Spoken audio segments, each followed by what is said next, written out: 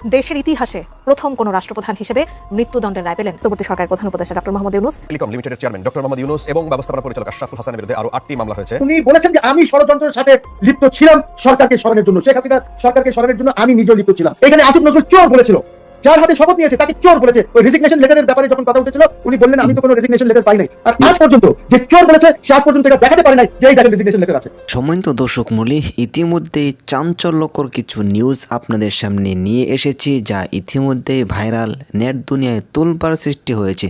প্রিয় দর্শক, আপনারা জানেন 5 আগস্টের পরে দেশের জন্য ডক্টর মোহাম্মদ ইউনূসকে নিয়োজিত করেছিল।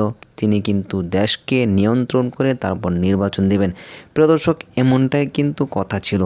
অবশেষে দেখা গেল যে এমন কারবার করেছে, এমন ঘটনা করেছে যে অবশেষে এই দেশকে দরিদ্র মুখে ফেলে দিয়ে সে পালিয়েছে দেশ থেকে। আসলে কি করেছে, এমনকি এই ডক্টর ইউনূসের আসলে কি শাস্তি হবে, এই বিষয়ে বিস্তারিত ভিডিওতে দেখতে পারতেন না টেনে ধৈর্য সহকারে সম্পূর্ণ ভিডিও দেখবেন।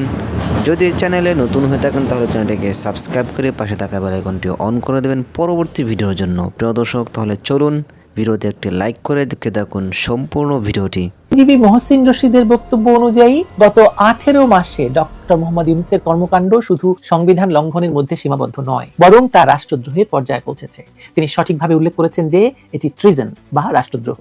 বাংলাদেশের দণ্ডবিধির 121 ধারা অনুযায়ী রাষ্ট্রদ্রোহের শাস্তি মৃত্যুদণ্ড বা যাবজ্জীবন কারাদণ্ড। এখন প্রশ্ন হচ্ছে, ইউনূসের বিচার কবে হবে? যদিও শোনা যাচ্ছে যে তারেক রহমান তাকে রাষ্ট্রপতি নিয়োগ করতে পারেন, কিন্তু জনগণের চাপ এবং আইনি প্রক্রিয়ার কারণে এই মামলা এড়ানো সম্ভব নয়। ইউনূসের বিরুদ্ধে শুধু রাষ্ট্রদ্রোহের অভিযোগ নয়, বরং অবৈধ চুক্তি, সম্পদ আত্মসাৎ, মব লেলিয়ে দিয়ে হত্যাকাণ্ড এবং দেশের স্বার্থ বিপন্ন করার মতো অসংখ্য অভিযোগ রয়েছে।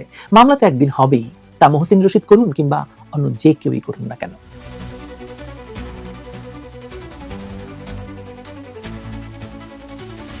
বাংলাদেশের ইতিহাসে রাষ্ট্রদ্রোহের অভিযোগে বিচার হয়েছে এবং মৃত্যুদণ্ড কার্যকর হয়েছে। ইউনূসের ক্ষেত্রেও এই আইনি প্রক্রিয়া অনিবার্য। তার অপরাধের মাত্রা এবং দেশের সাংবিধানিক ব্যবস্থার উপর আঘাতের কারণে তার বিচার হওয়া শুধু আইনগত প্রয়োজন নয়, বরং ন্যায় বিচারের দাবি। রাষ্ট্রপতি যখন বলেছেন যে এখনো সব কথা তিনি বলতে পারেননি, তখন বোঝা যায় যে আরো গুরুতর তথ্য রয়েছে যা প্রকাশ পেলে ইউনূসের অপরাধের পূর্ণাঙ্গ চিত্র পাওয়া যাবে। কিন্তু এতটুকু তথ্যই তার বিরুদ্ধে রাষ্ট্রদ্রোহের মামলার জন্য যথেষ্ট।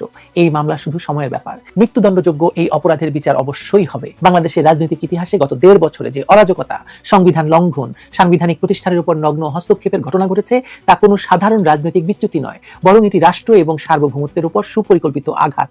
তথাকথিত শান্তিতে নোবেল বিজয়ী ডক্টর মোহাম্মদ ইউনূস অবৈধভাবে ক্ষমতা দখলের পর থেকে রাষ্ট্রের সর্বোচ্চ অভিভাবক রাষ্ট্রপতির সঙ্গে যে আচরণ করেছেন এবং সংবিধানকে যেভাবে বৃদ্ধাঙ্গুলি দেখিয়েছেন, তা প্রচলিত আইনে সন্দেহাতীতভাবে রাষ্ট্রদ্রোহের শামিল। গতকালকের ভিডিও কলামে আমি উল্লেখ করেছিলাম যে কিভাবে এই অবৈধ সরকার মব বা উচ্ছৃঙ্খল জনতাকে লেলিয়ে দিয়ে রাষ্ট্রপতিকে হত্যা করতে চেয়েছিল।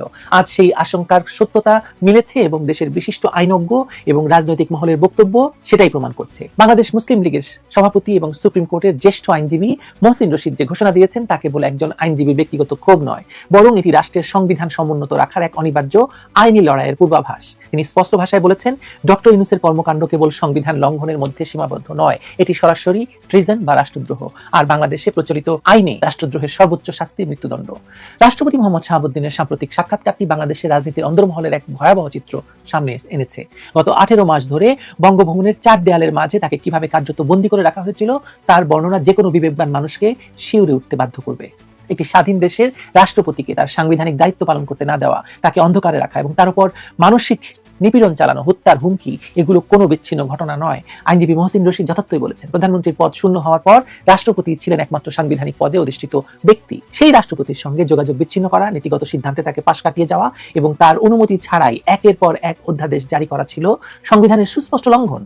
সংবিধানের 48 অনুচ্ছেদ অনুযায়ী রাষ্ট্রপতি রাষ্ট্রের প্রধান, কিন্তু ইউনূস সরকার তাকে একটি পুতুলে পরিণত করার চেষ্টা করেছে। প্রেস উইং প্রত্যাহার করে নেওয়া। প্রিয় দর্শক, আশা করি সম্পূর্ণ ভিডিওটি দেখলেন। ভিডিওতে যে বিষয়গুলো দেখলেন, এই বিষয় নিয়ে আপনাদের কি মতামত, অবশ্যই আপনাদের মূল্যবান মতামতগুলো কমেন্টে জানাতে ভুলবেন না। এমনকি এখনও যারা চ্যানেলটিকে সাবস্ক্রাইব করেন না, চ্যানেলটিকে সাবস্ক্রাইব করে রাখুন পরবর্তী ভিডিওর জন্য। প্রিয় দর্শক, আজকের মতো এখানেই শেষ করছি।